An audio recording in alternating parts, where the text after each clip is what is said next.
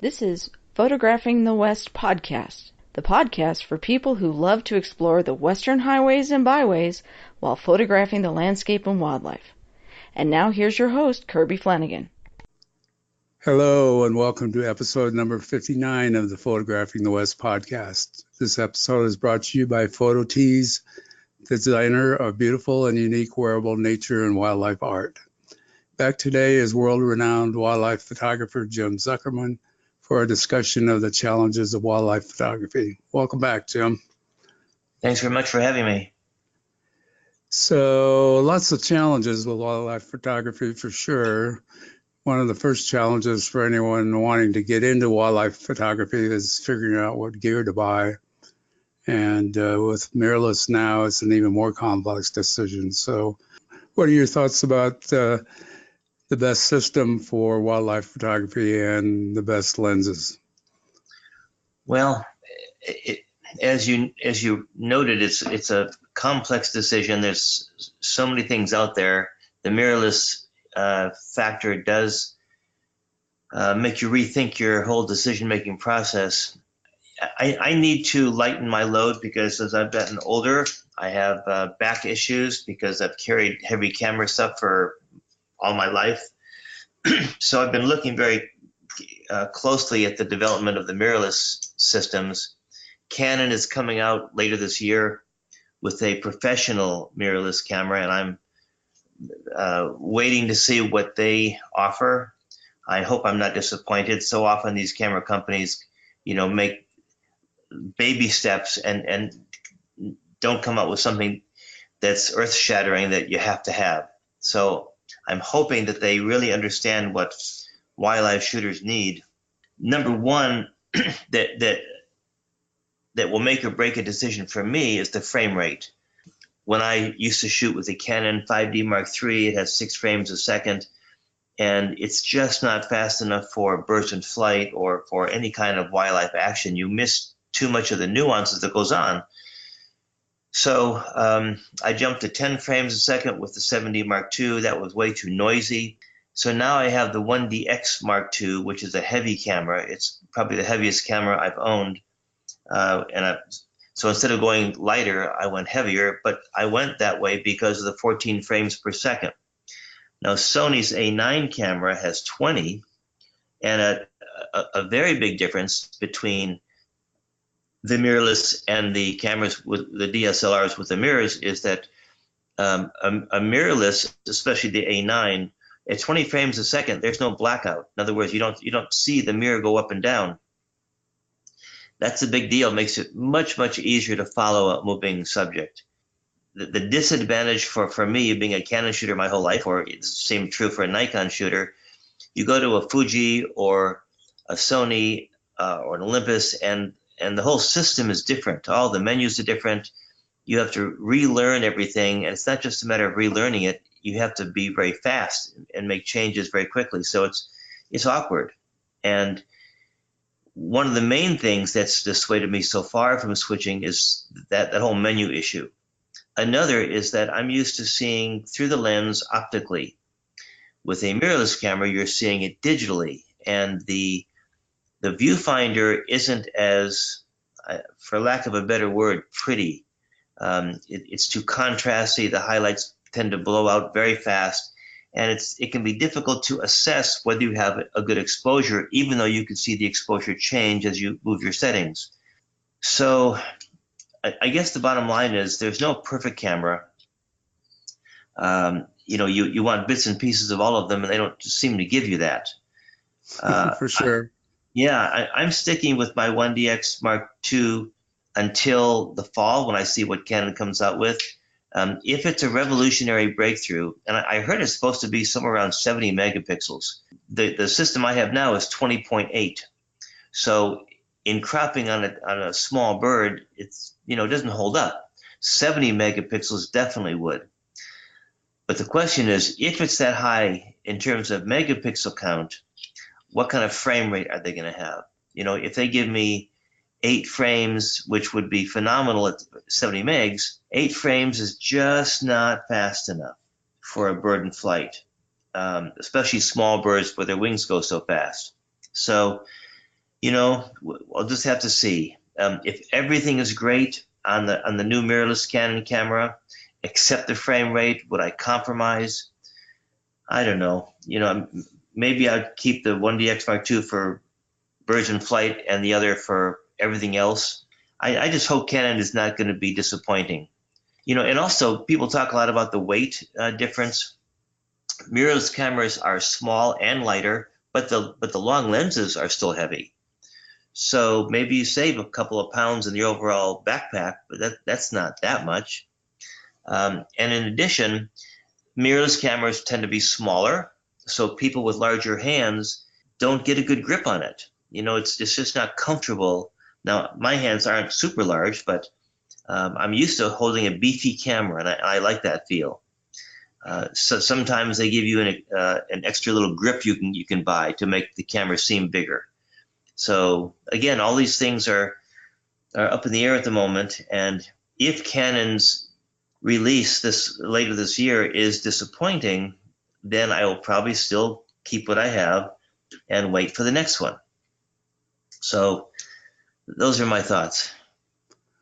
What are your thoughts about lenses? Usually the recommendation is the longer the better, but also the more expensive and the heavier. Well, that's true. When I was shopping for a long lens, when I switched from medium format film to digital back in 2005, it was a tough choice between a 500 and a 600. And I went with the 5 because it was a bit smaller, a bit lighter, and because I travel so much, that was significant. And with weight restrictions on airlines, it's an issue. So I compromised with the 500 millimeter. I've never been sorry. There's always times when you want extra length, but in the 500 in conjunction with the 1.4 teleconverter, which I use all the time, gives me 700. And with the 2X, which I use sometimes, gives me 1,000. I find that to be enough. Beyond that, you really need to be on a super rigid tripod, and there's so many situations now where that's not feasible. So I've been very happy with the 500. Of course, when I bought that lens, there weren't very many intermediate choices, but you had like a 80 to 400 or a 100 to 400. And beyond that, you had to go from like $1,800 or $2,000 to many, many thousands. Now, Tamron and Sigma have introduced intermediary lenses where you can spend anywhere between $1,000 and $2,000 and get a long lens, like up to 600, like a 150 to 600, or a I think there's a 50 to 500 now. Sigma has. So there's a lot of choices, and if you don't want to break the bank, you don't want to get a mortgage on your house to buy one of these lenses, the Tamron or Sigma, the professional series, is quite good. I'm going to actually buy one of those for my wife. We're doing a photography tour to Kenya this August, and I'm going to be getting her one of those lenses, and I'm going to use it as well to test it out. But I have shot the Tamron 150 to 600, and for the price, it's phenomenal. In terms of weight, if you have shoulder issues, neck issues, back issues, and you can't hold a really heavy lens, then you can get a 100 to 400 with a 1.4 teleconverter that gives you 560. That's very good for many situations. And if you have a crop sensor camera, then you have that extra punch. When I was shooting the 7D Mark II, I thought that and the 100 to 400 was the end-all combination until I realized the 7D Mark II was too noisy. But with Canon, you've got that crop factor of 1.6. Nikon is 1.5. So if you're shooting, a 400 with a 1.5 crop factor, you're already at 600. And then if you put a 1.4 teleconverter on, you're at 840.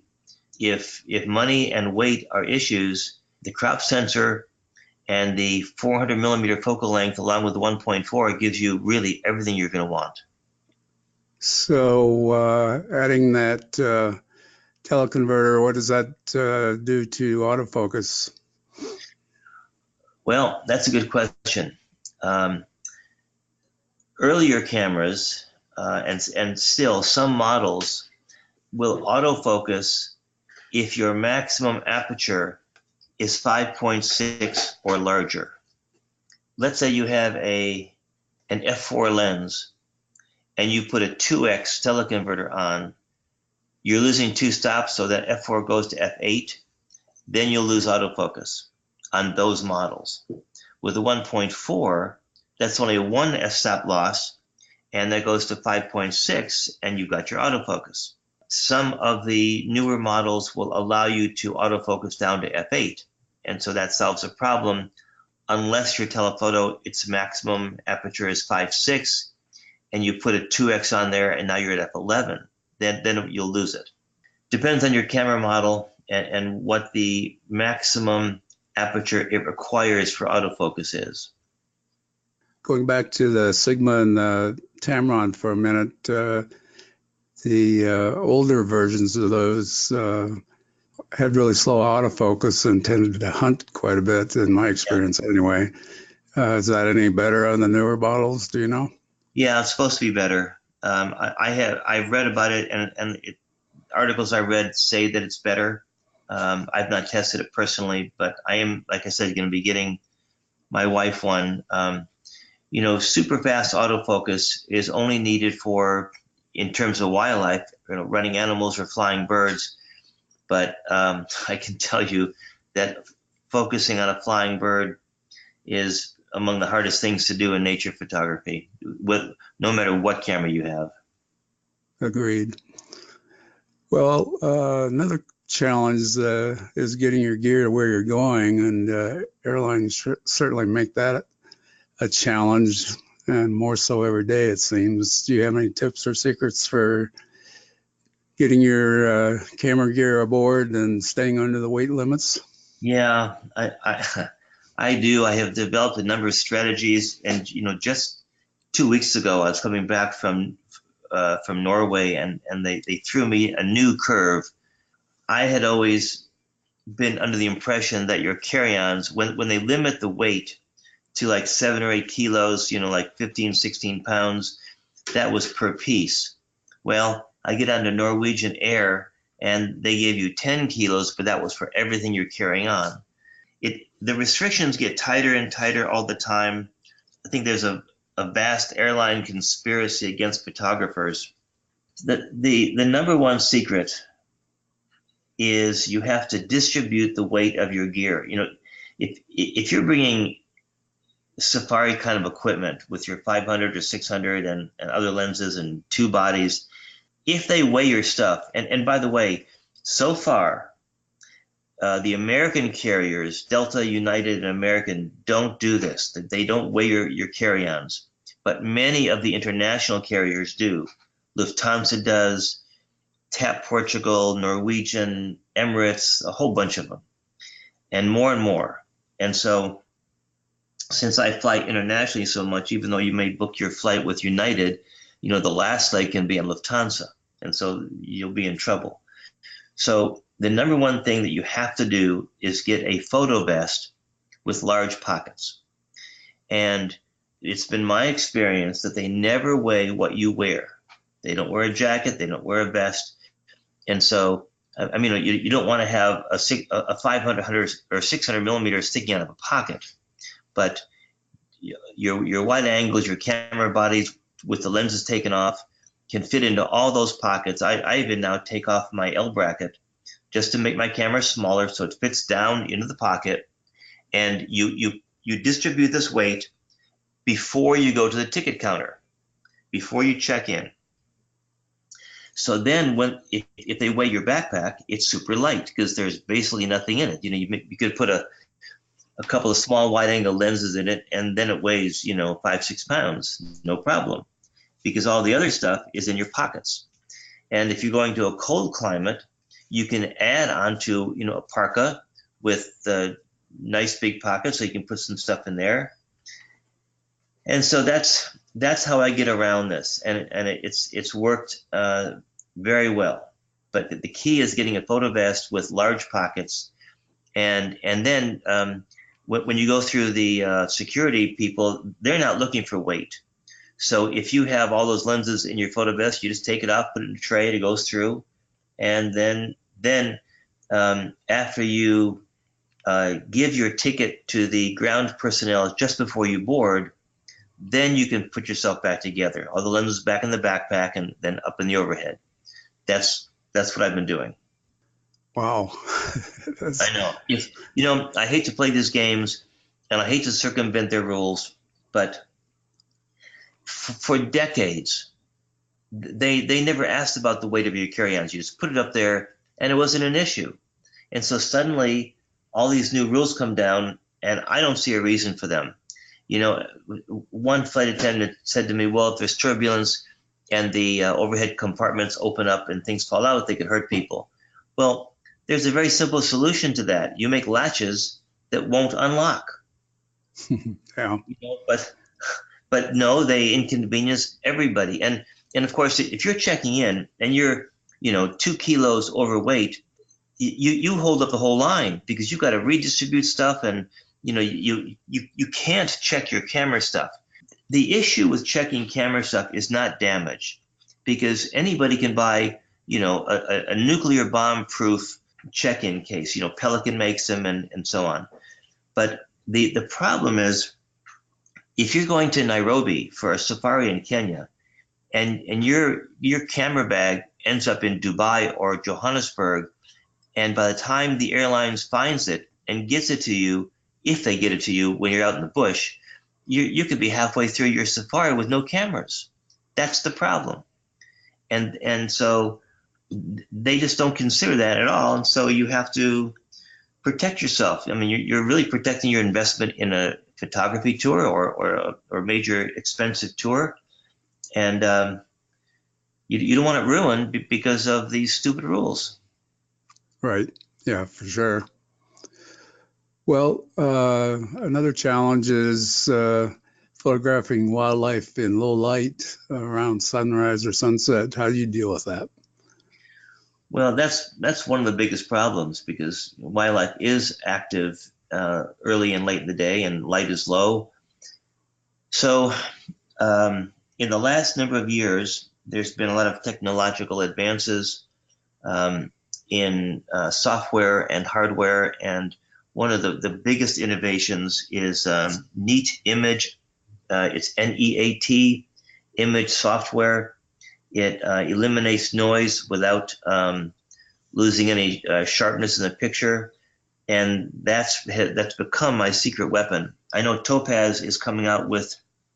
Actually, I think they have it. Topaz Sharpener. No, not Sharpener. I forget the name of it, but Topaz is supposed to be coming out with a noise reducing program that's super also. Everything Topaz does is great, but for the last couple of years I've been using Neat. It's inexpensive. It's like $39, and what it does is it just mitigates the noise. I have pictures that I've shot at a shocking 25,600 ISO or 12,800 ISO. And I've used Neat, and I swear it looks like I was shooting at 200 ISO. It's phenomenal software, and what that does, it's freed me up from being so afraid of raising the ISO, because fast-moving subjects in low light require a fast shutter speed if you want sharp pictures, but then that forces the ISO up, and we've always been hesitant to do that. My first $8,000 digital camera I bought in 2005 at 1600 was way too noisy, and 3200 was unusable, just unusable. Even 1000 was borderline back then, and so I was shooting a lot of my Africa stuff at 200 and 400 ISO because I was so afraid of going high.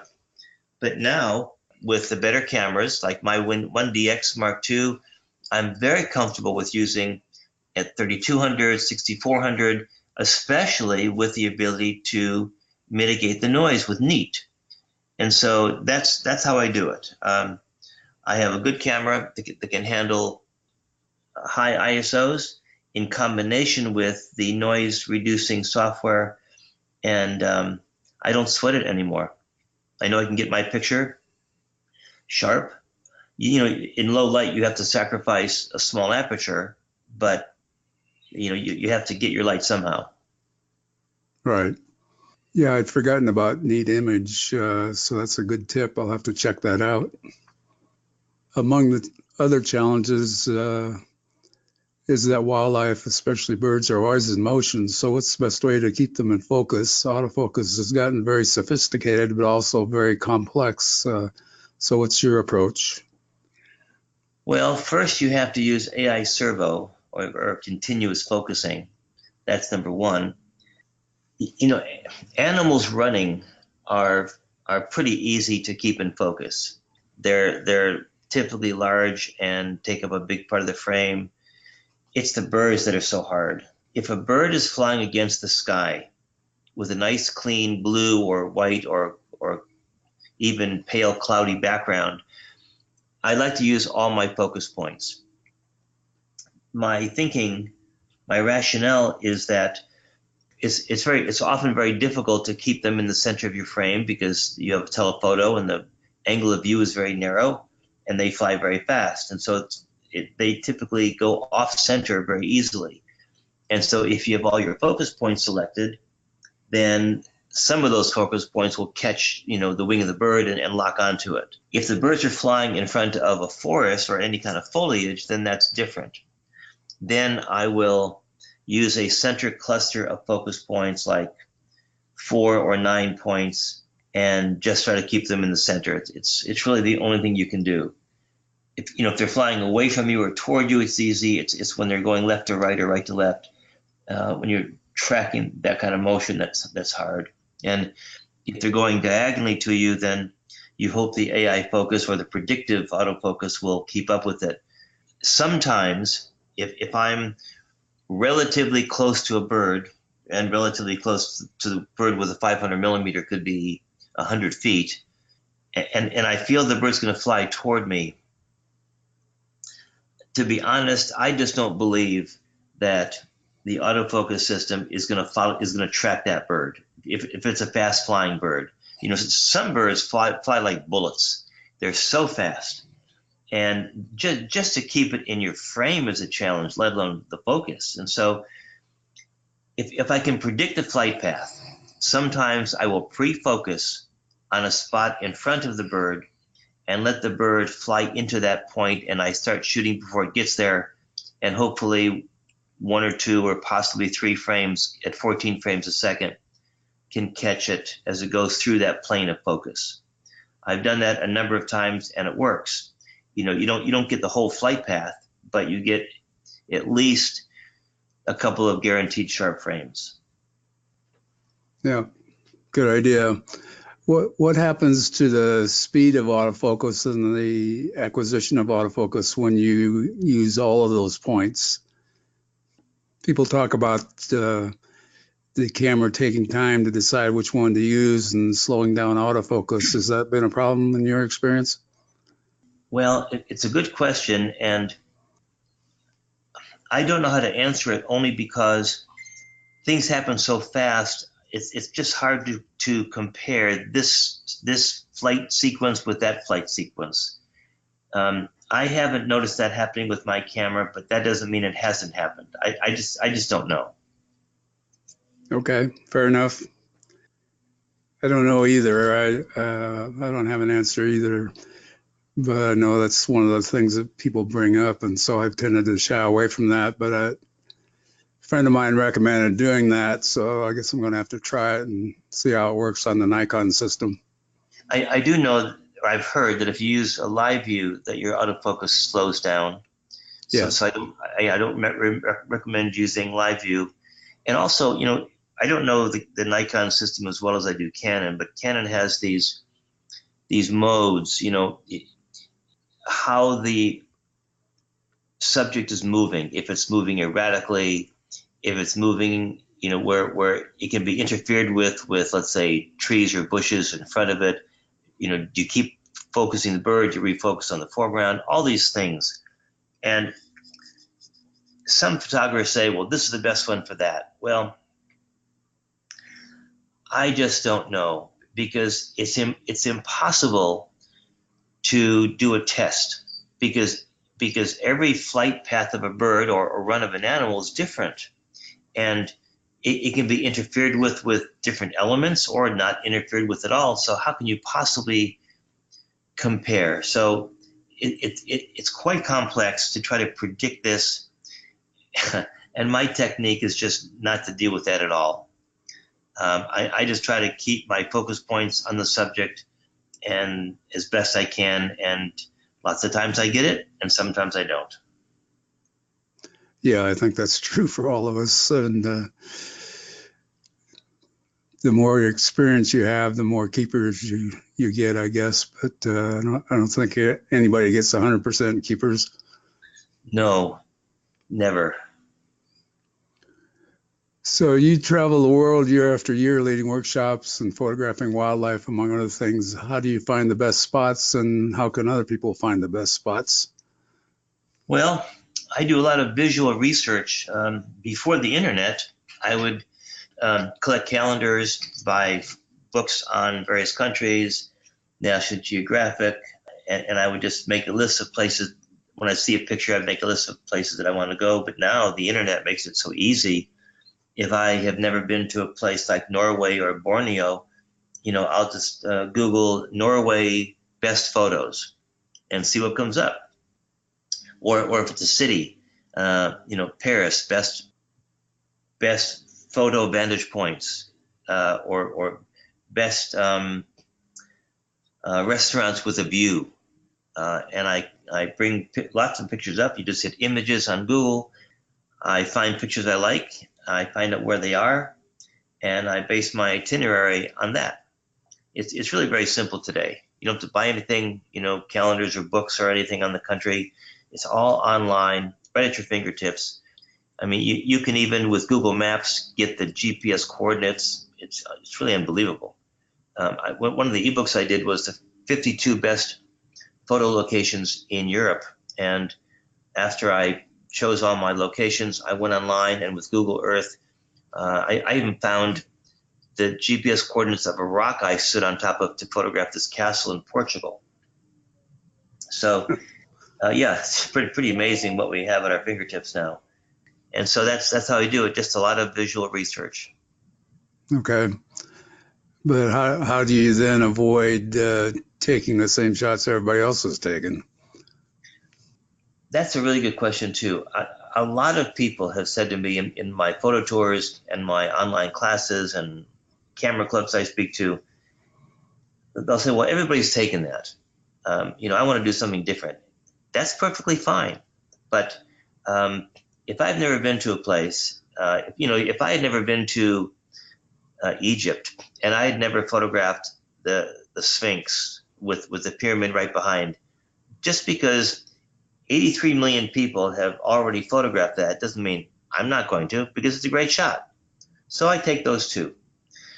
But, I do look for other angles. And so for example, if I were going to shoot the pyramids for the first time, I'd go online and Google, pyramids, Giza, Egypt, and look at all the pictures and see what other people have done and go, wow, that's a great idea. I could do something like that.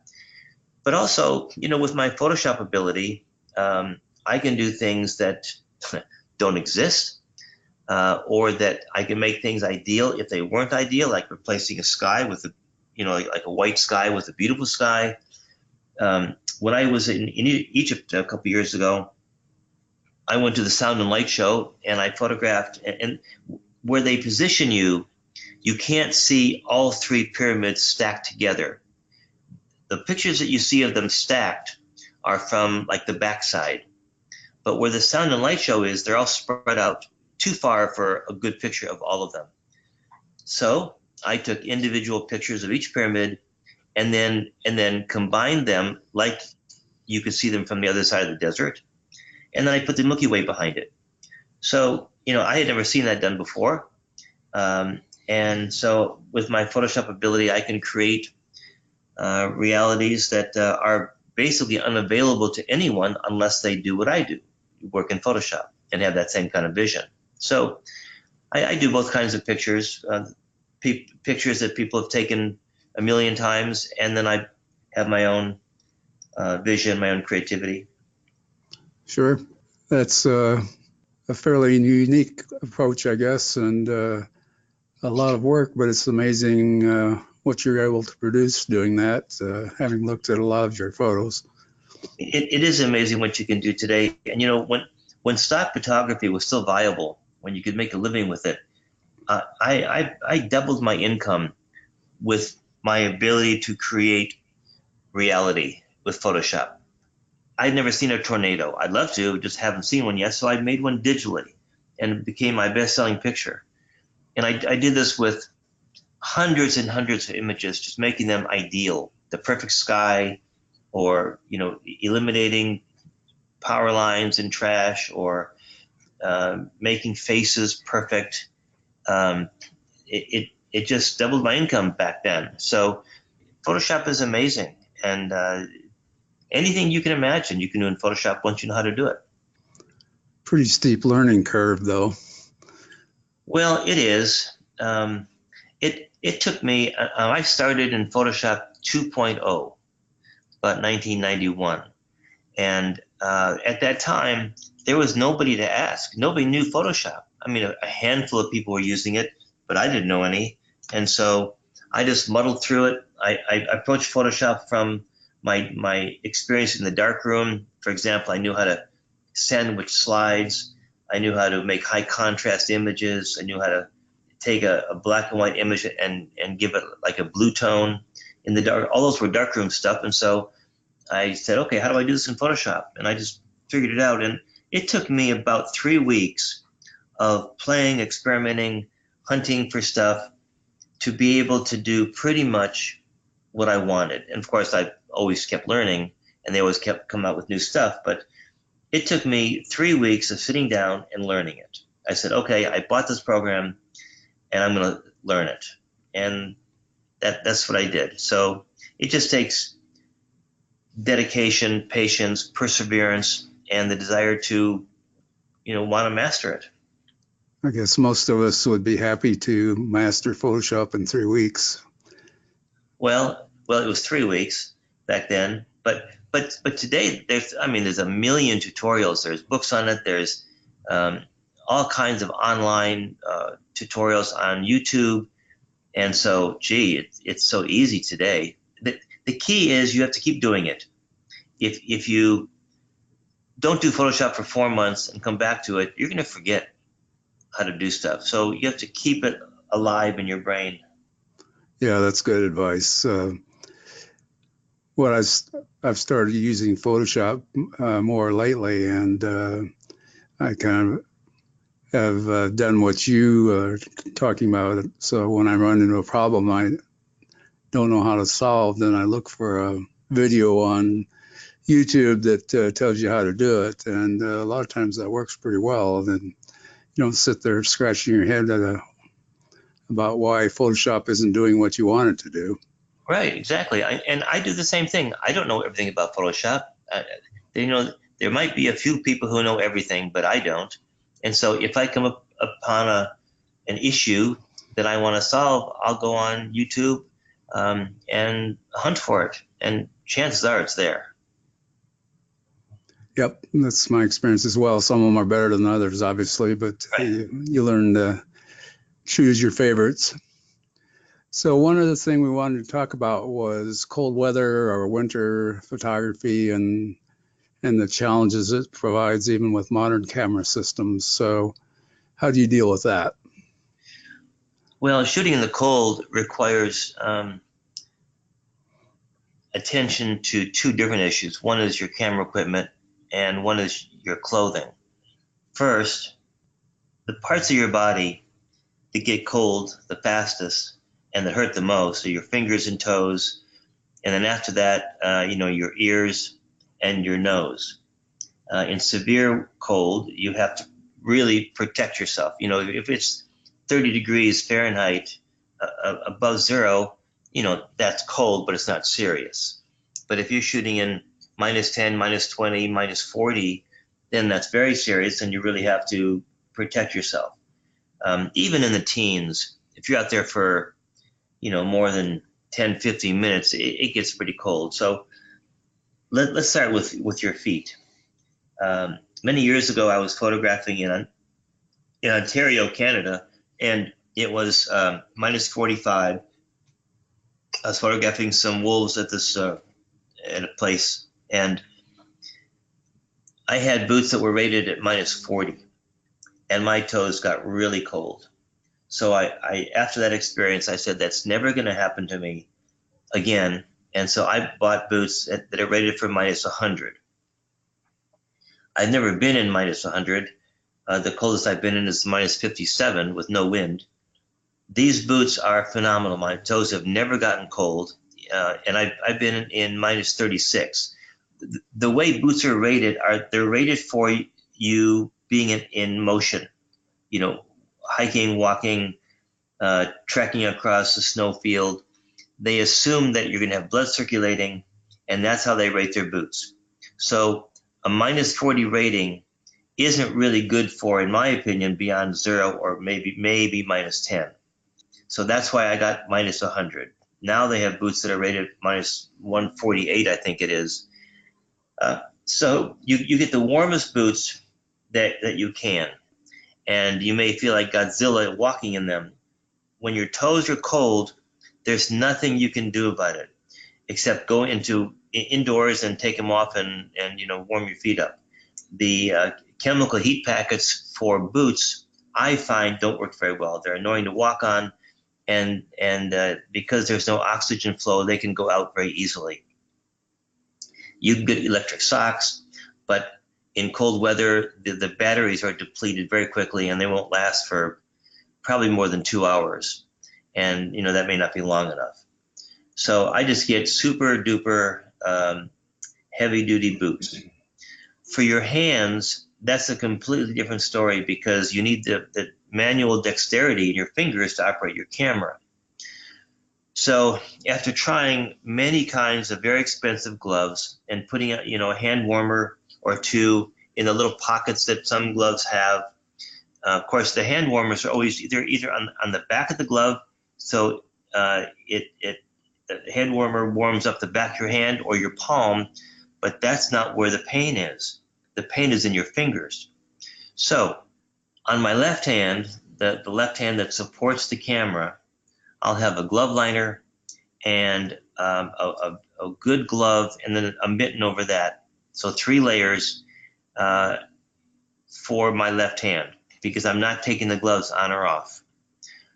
Maybe I'll put a hand warmer in there. But the right hand, the shooting hand, I only wear a glove liner. That's all I wear. And then in my parka pocket, I put 6 hand warmers, the kind of hand warmers that don't just get warm, they get hot. All 6 together make the pocket very hot. So when I'm shooting with my right hand with only the glove liner on, every minute or so, the hand gets cold, fingers get cold, I put them in my pocket. Instantly, the hand is infused with all that nice heat, and I'm good to go for another minute or 2. That way I have the manual dexterity, and my hand is always going to be warmed up when it needs to be. I've used that in -36 degrees at an ice festival in China, the same temperature photographing Siberian tigers in the snow at this reserve in China, and it works famously. For ears, that's easy. Just get a good hat with things that come down to cover your ears or earmuffs. And in the severe cold, I wear I don't like wool. It itches too much, and so I get a felt hood with a space for my eyes to show through, and that covers up my nose, and my warm breath keeps my whole face warm because the felt mask is up against my skin. And then, of course, the hood and, all that, and long underwear and so on. So for camera stuff, there's a couple of issues. If your camera stuff is in a warm hotel room or warm house and you go out into the cold, you can get condensation, not just on the front glass element of your lens, but on all your glass surfaces, the viewfinder, and it can even condense on the mirror or the sensor. So if that happens, you've got to wait for at least 20 minutes for all that stuff just to dissipate. It's a good idea if you can acclimate your camera stuff to the ambient temperature before you go shooting. Put it in the car, put it in your front door, or up by the garage so no one sees it. Or if you're in a hotel, it's a little more difficult because you can't put it outside your hotel door. But if there's a window in the hotel room, you can put the stuff up against the cold window, or just plan on not shooting for about 20 minutes. Keep your camera stuff in your camera backpack. Don't unzip it. Just let it acclimate slowly. Another technique is when you come in from the cold, you can put each lens and body into a Ziploc bag and zip it, so the moisture in the room doesn't get in there. And then when you go back outside, you'll be good to go. A couple of interesting experiences happened to me when I was shooting the tigers in China at -36. The warm moisture from my breath that was warming my face was also being blown onto the LCD monitor on the back of my camera, and it froze. And so I could not see what I was shooting because my LCD was covered with ice. It was like the good old film days when you just didn't know what you have until you got your film developed. There was nothing you could do about that. At least I couldn't figure out what you could do. But another lady in my group had a Nikon. Her camera actually failed. She'd get 3 or 4 shots in that extreme cold. And she had 2 Nikons. One just stopped working. I think it was her 850, either 800 or 850. And so she had to put the camera inside her parka against her body to warm it up, and then she'd take it out, get a couple, 3 or 4 more shots, and it would freeze again. So one solution for that is to get a couple of those chemical heat pack hand warmers and Velcro them to the area of your camera where the battery is. So you have continuous heat to warm up that battery to keep it functioning. I've not had to do that with my Canon gear so far because my Canons have always worked in extreme cold. And most Nikons do too, but in this case, we're shooting these beautiful tigers, and I felt so bad for her because she was so frustrated that she wasn't able to shoot, and until her camera got warmed up, and then she get 3 or 4 more shots. The solution to that is to get a strip of Velcro. You could use duct tape too, but you know what? That sticky stuff all over your camera body. But duct tape would work, and just affix those couple of heat packets right up against where the battery is, and that will help a lot in extreme cold. And there's always the old trick of keeping a battery on an inside pocket where it stays warm too. But, yes, yeah, thank you. I should have mentioned that. Absolutely, have a spare battery in a pocket, against your body, so that if the battery does get cold, that you can change out there. But there's other things that can be problematic in a camera. For example, the shutter blades. There's a lubricant that makes them work, and if it's too cold, that lubricant can get thick. The viscosity changes, so the blades don't slide as nicely as they should. But the heat packets, can even help if you put one around the lens too. But an extra battery in the pocket is definitely what you need. Okay.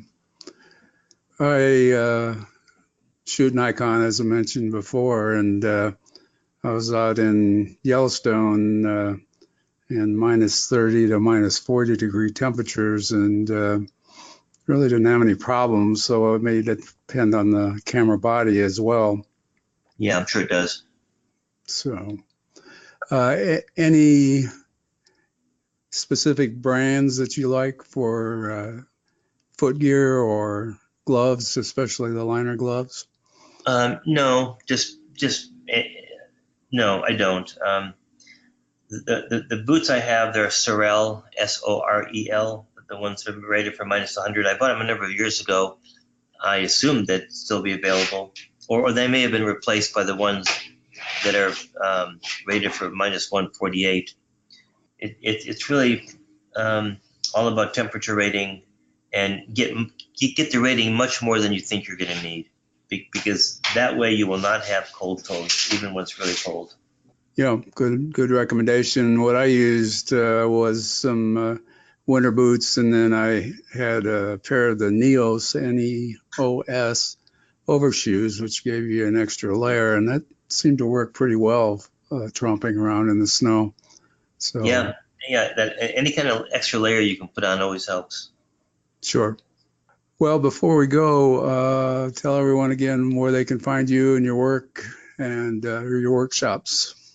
Well, my website is jimzuckerman.com, and it lists, just hit photo tours and photo workshops, and it's all listed there. I go all over the world. I do workshops in the U.S. as well as internationally. We have wonderful people that take my tours. They all share that common passion for photography, and everybody always takes great pictures because I bring them to spectacular places. Well, thanks again for being on, Jim. It's always a pleasure. I learned a lot, and hopefully our listeners learned a lot. Check out the show notes for more information about Jim and his photography at www.flanaganphotos.com. Thanks for listening, and we'll talk soon. Bye for now. Thanks for listening to Photographing the West podcast. Please subscribe to the podcast in iTunes and leave us a review. Till next time, here's wishing you safe travels and good light.